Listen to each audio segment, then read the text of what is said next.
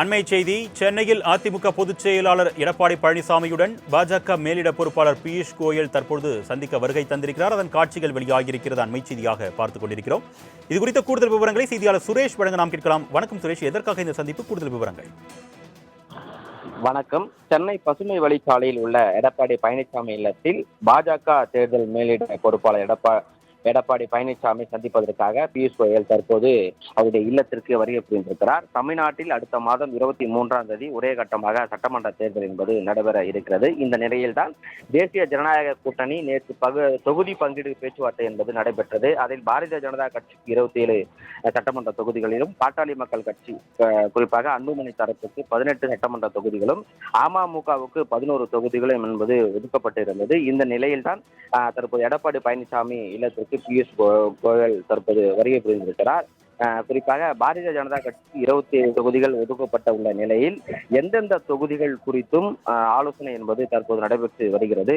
குறிப்பாக எந்தெந்த தொகுதிகள் என்பது குறித்து இன்றைக்கு இறுதியாக முடிவு வெளியாகும் என எதிர்பார்க்கப்படுகிறது. குறிப்பாக இதற்கு முன்பாகவே இன்று காலை பாரதிய ஜனதா கட்சியின் போட்டியிட உள்ள உத்தேச பட்டியல் என்பது 27 தொகுதிகள் என்பது அவர்கள் வெளியிட்டிருந்தார்கள். அதில் வேளச்சேரி, துறைமுகம், மயிலாப்பூர், வானூர், திருச்செங்கோடு, அந்தியூர், பழனி, திருப்பூர் தெற்கு, சூலூர், அரவக்குறிச்சி, ராசிபுரம், குன்னூர், தளி, முடவக்குறிச்சி, கோயம்புத்தூர் வடக்கு, மதுரை தெற்கு, சிங்காநல்லூர், குளச்சல், பத்மநாபபுரம், நாகர்கோவில், விளவாங்கோடு, மயிலாடுதுறை, சாத்தூர், திருச்செந்தூர், திருநெல்வேலி, திருத்தணி, கும்பகோணம் போன்ற சட்டமன்ற தொகுதிகள் எங்களுக்கு ஒதுக்கப்பட வேண்டும் என உத்தேச பட்டியலை பாஜக தரப்பினர் அதிமுகவிடம் உத்தேச பட்டியலை கொடுத்திருந்தார்கள். இந்த நிலையில்தான் இதை பற்றி பேசுவதற்காக தான் தற்போது ஆலோசனை என்பது நடைபெற்று வருகிறது. குறிப்பாக 8:45 மணிக்கு தொடங்கிய இந்த கூட்டம் வந்து தொடர்ச்சியாக பியூஷ் கோயலும் எடப்பாடி பழனிசாமி அவர்களும் தொடர்ச்சியாக ஆலோசனை வந்து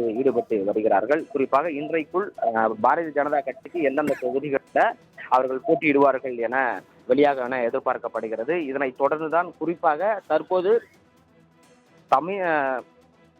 இன்னும் சற்று நேரத்தில் தமிழ் மாநில காங்கிரஸ் கட்சியுடைய ஜி.கே. வாசனும் அவரும் இந்த ஆலோசனை கூட்டத்தில் வந்து கலந்து கொள்ள இருக்கிறார். ஏனென்றால் அவருக்கும் இன்னும் தொகுதிகள் என்பது ஒதுக்கப்படவில்லை. அவர்கள் தரப்பிலிருந்து 6 தொகுதிகள் ஒதுக்கப்பட வேண்டும் என்பது கேட்டிருந்தார்கள். ஆனால் 3 தொகுதி மட்டுமே ஒதுக்கப்படும் என்று கூட தெரிவித்திருந்தார்கள். இந்த நிலையில் தான் தற்போது நடைபெற்றிருக்கக்கூடிய இந்த கூட்டத்தில் வந்து கலந்து கொண்டு இறுதி முடிவுகள் எடுக்கப்பட்டு எந்தெந்த தொகுதிகளில் அவர்கள் போட்டியிடுவார்கள் என்ற இறுதி கையொப்பமும் கையெழுத்தாக உள்ளது. இன்னும் ஒரு 10-15 நிமிடத்திற்குள் ஜி.கே. வாசனும் எடப்பாடி பழனிசாமி இல்லத்திற்கு வருவார் என எதிர்பார்க்கப்படுகிறது. இதனைத் தொடர்ந்துதான் தமிழ் மாநில பகுஜன் சமாஜ் கட்சியினுடைய மாநில தலைவர் இருக்கக்கூடிய பொற்கொடி அவர்களும் ஒரு 3 நிமிடத்துக்கு முன்புதான் பழனிசாமியுடைய இல்லத்திற்கு தற்போது வருகை புரிந்திருக்கிறார்கள்.